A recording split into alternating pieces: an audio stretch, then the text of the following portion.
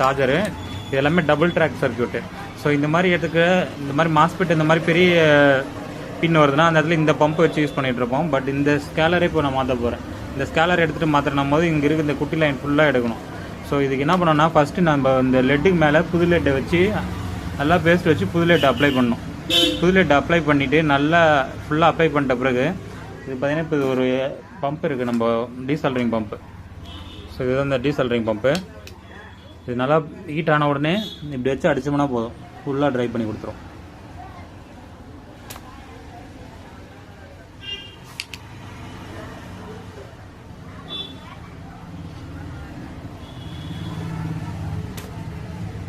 Try ஆயிடுச்சு பாருங்கள். So இந்த பம்பு நல்ல ஹெல்ப்ஃபுல்லாக இருக்கும். இந்த டபுள் சைட் ட்ராக் வர சர்க்யூட்டில் ரொம்ப மைல்டாக இருக்குது அப்படின்னா இந்த மாதிரி யூஸ் பண்ணலாம்.